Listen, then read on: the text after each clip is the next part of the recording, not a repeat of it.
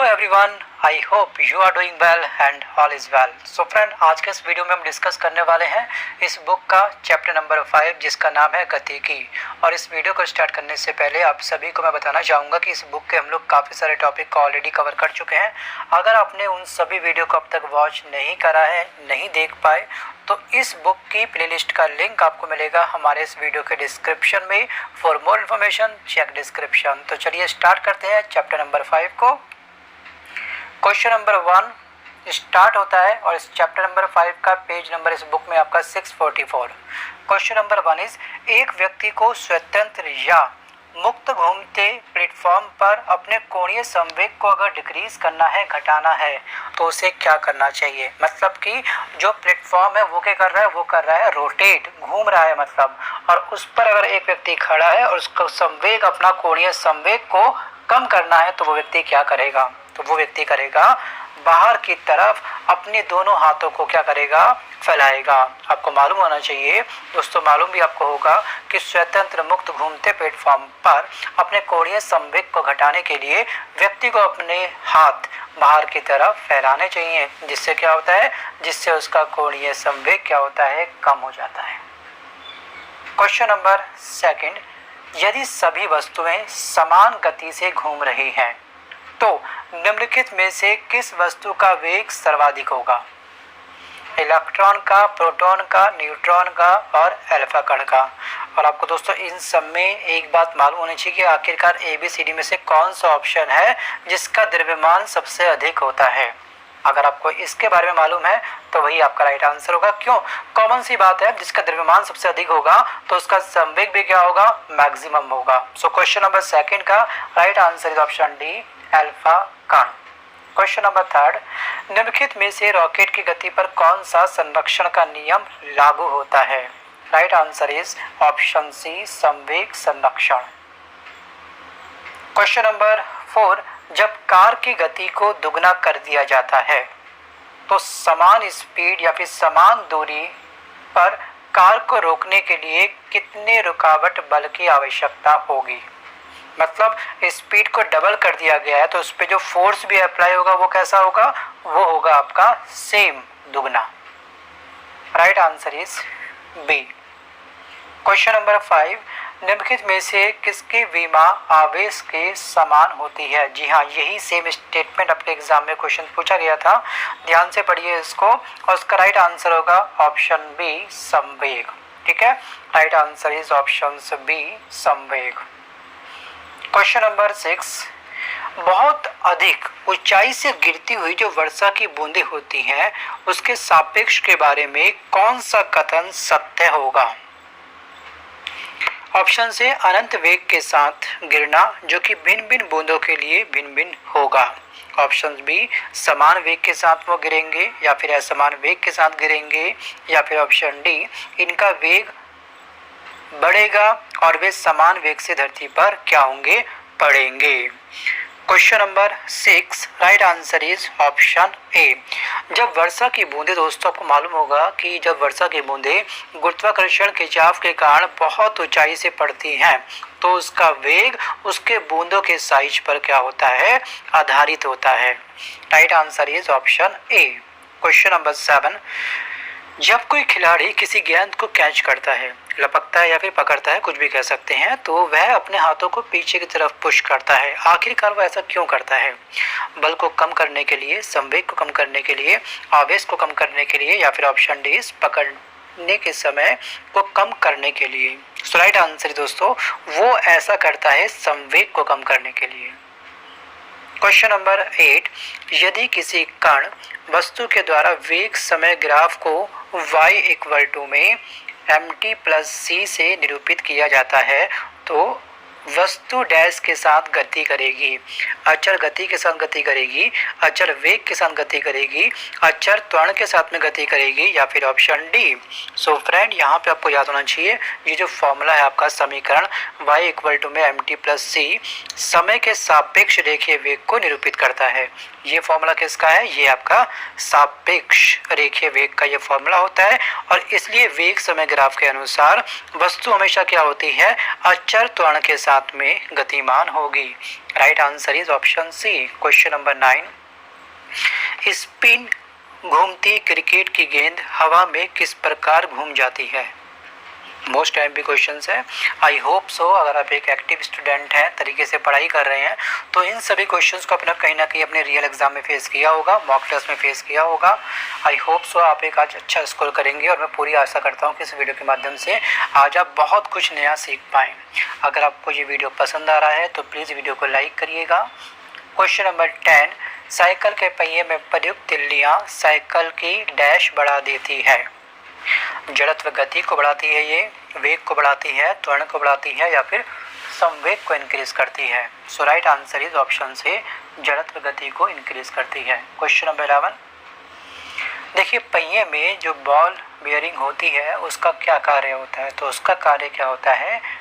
इसका कार्य होता है गतिज घर्षण का घूर्णन घर्षण में परिवर्तन करना, ये इसका मेन कार्य होता है।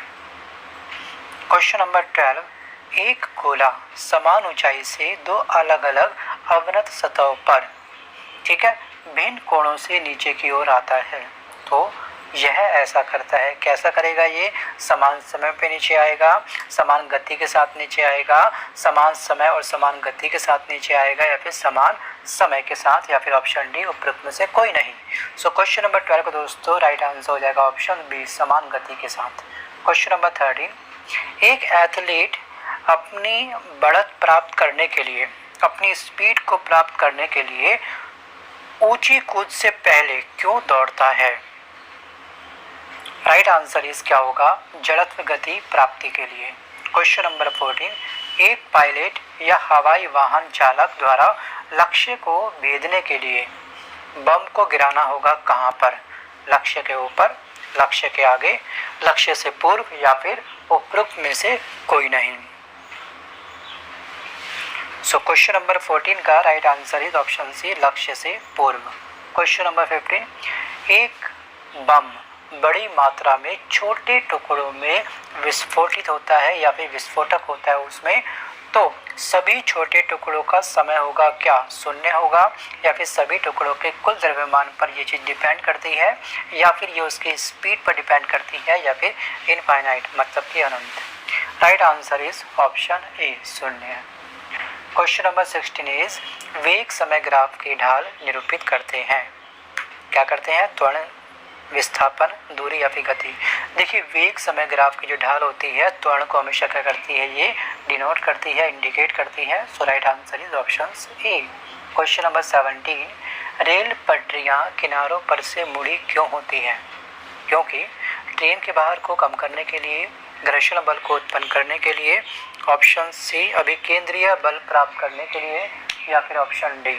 Question number 17 right answer is option C, अभिकेंद्रीय बल प्राप्त करने के लिए वो ऐसा करते हैं। क्वेश्चन नंबर 18, जब एक गतिशील कार अचानक रुकती है तो उसमें बैठा हुआ व्यक्ति आगे की ओर झुक जाता है, ऐसा क्यों होता है? बहुत इंपॉर्टेंट क्वेश्चन है और बहुत ही बेसिक क्वेश्चन है।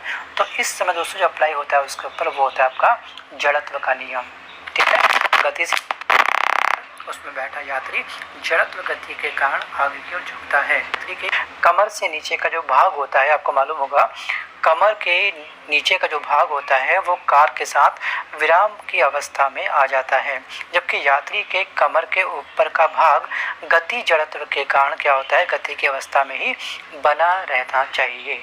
ऐसा ये लॉजिक है इसके पीछे। बहुत ही बेसिक क्वेश्चन था वैसे ये।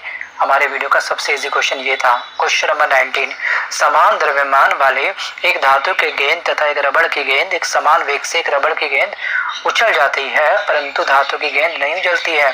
इससे आखिरकार क्या निष्कर्षण निकलता है? तो इससे निष्कर्षण निकलता है कि रबड़ की गेंद के संवेग में क्या होता है? विशाल परिवर्तन होता है।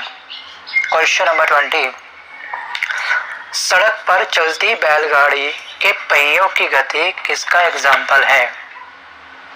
और ये क्वेश्चन आपका एसएससी सीजीएल में पूछा हुआ क्वेश्चन था और यही क्वेश्चन आपका एनटीपीसी में पूछा हुआ क्वेश्चन है। सेम स्टेटमेंट है, समझने का प्रयास करिएगा। इसका राइट आंसर होगा ऑप्शन सी, रूपांतरित तथा गुणन गति का। क्वेश्चन नंबर 21, एक शरीर का विराम अवस्था में होना निर्भर नहीं करता। घूर्णन अक्ष पर, कोणीय वेग पर, द्रव्यमान पर या फिर दुर्गा माँ के विभाजन पर। Question number 21, right answer is option B, कोणीय वेग पर। बढ़ते हैं अगले क्वेश्चन पर। क्वेश्चन नंबर 22, दरवाजे को आसानी से खोलने के लिए हैंडल को कहाँ लगाना चाहिए? हैंडल को कहाँ पे लगाना चाहिए? तो दोस्तों हिंज के विपरीत मध्य बिंदु से दूर। अब हिंज क्या होता है मैं बताना चाहूँगा आपको। जो आप ये समझ लीजिएगा, आप लोगों का ये विंडो है, सॉरी ये क्या है, आपका दरवाजा है, यहाँ से आपका कुंडा है, सेंटर से आप लोग पकड़ के इसको खोल देते हैं, तो साइड में ना हल्का हल्का क्या होता है, वो लगा होता है, आपने देखा होगा क्या होते हैं, स्क्रू होते हैं, तो इसके ठीक मध्य में लगाना चाहिए हमेशा हैंडल। क्वेश्चन नंबर देखते हैं 23, एक वस्तु की वृत्तीय त्रिज्या r और अचर गति v के साथ एक समान वृत्तीय गति में घूम रही है, तो वस्तु का त्वरण क्या होगा? तो इसका फॉर्मूला क्या होता है? इसका फॉर्मूला होता है v का स्क्वायर और r का स्क्वायर। ठीक है, right answer is option D. बढ़ते हैं अगले क्वेश्चन पर। क्वेश्चन नंबर 24, एक वस्तु द्वारा तय की गई दूरी वस्तु द्वारा कुछ दूरी तय करने में लिए गए समय के वर्ग के समानुपाती होता है, तो इसका त्वरण क्या होगा? तो इसका त्वरण क्या होगा? अचर होगा। क्वेश्चन नंबर 25, अचर गति के साथ एक वस्तु कैसी होगी? त्वरित नहीं होगी, त्वरित होगी, सदैव त्वरण के साथ में होगी या फिर वेग में होगी। 25 का राइट आंसर इज ऑप्शन से त्वरित नहीं होगी। क्वेश्चन नंबर 26, किसी आदर्श गैस के कणों की औसत गति ऊर्जा समानुपाती होती है कण के वेग के, कण के द्रव्यमान के, गैस के विशुद्ध तापमान के या फिर वातावरण के तापमान के। 26 का right answer is option C, gas के विशुद्ध तापमान के। क्वेश्चन नंबर 27, गोली दागने के बाद जो कैनन होता है या फिर गोली का जो कवर होता है, खोल होता है, वो पीछे की ओर धक्का क्यों देता है? दोस्तों इस पर जो अप्लाई होता है क्रिया प्रतिक्रिया का आपको नियम पता होगा न्यूटन का, तो ये दोस्तों तीसरा नियम इस पे अप्लाई होता है। क्वेश्चन नंबर 28, संवेग परिवर्तन की दर किसके समान होती है? संवेग परिवर्तन की जो दर दोस्तों समान होती है वो होती है हमेशा बल के। Right answer is option C. Question number 29, निम्न में क्या आवेग के बराबर है? निम्न में क्या आवेग के बराबर होता है? तो संवेग परिवर्तन क्या होता है? हमेशा आवेग के इक्विवेलेंट होता है। और आवेग का फॉर्मूला आप सब बच्चों को याद होना चाहिए। एग्जाम में कभी कभी आपसे फॉर्मूला पूछता है, आवेग इक्वल टू बल मल्टीप्लाई क्या होता है? टाइम, समय। ठीक है ना, एफ मल्टीप्लाई डी कह सकते हैं इसको। बढ़ते हैं अगले क्वेश्चन पर। क्वेश्चन नंबर 30, किसी वस्तु का संवेग किन कारकों पर निर्भर करता है? 1 2 3 ये स्टेटमेंट आपको दी गई है और यहाँ पे जो कथन सही है वो हमको चूज करना है। राइट, सो हम पाएंगे यहाँ पर जो राइट आंसर होगा आपका फर्स्ट और सेकंड दोनों ही सत्य हैं। तो यहाँ पे we can say that option B is the right answer of question number 30। Question number 31, jet engine किस संरक्षण के नियम पर कार्य करता है? तो जेट इंजन दोस्तों हमेशा रैखिक संवेग के नियम पर कार्य करता है। क्वेश्चन नंबर 32, निम्नलिखित में से क्या चाल की इकाई नहीं होती है? चाल की इकाई कौन सी नहीं है? देखिए, मीटर प्रति सेकंड चाल की इकाई होती है? नहीं होती है? बिल्कुल होती है, ये सही है। किलोमीटर प्रति सेकंड बिल्कुल सही है ये भी।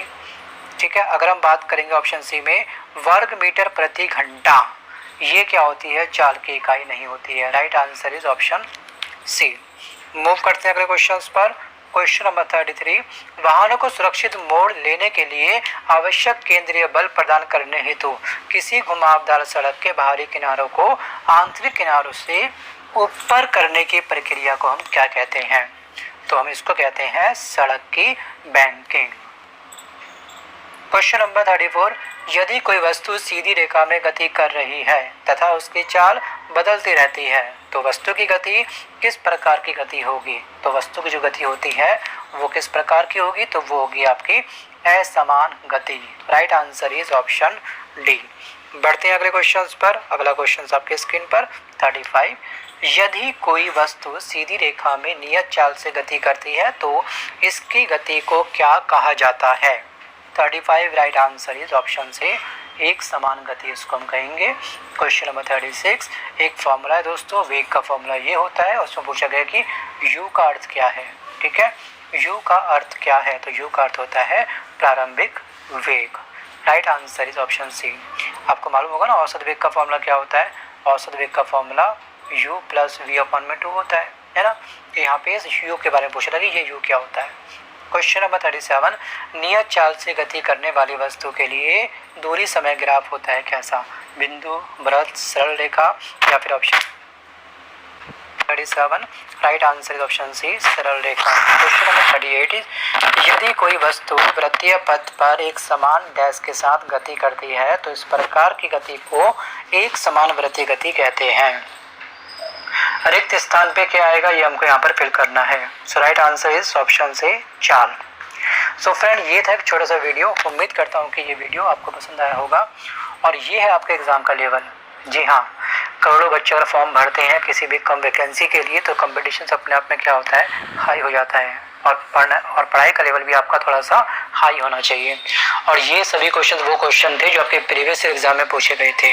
अगर आपने 38 में से अगर आपने 34 भी स्कोर किया आज का तो बहुत अच्छी बात थी।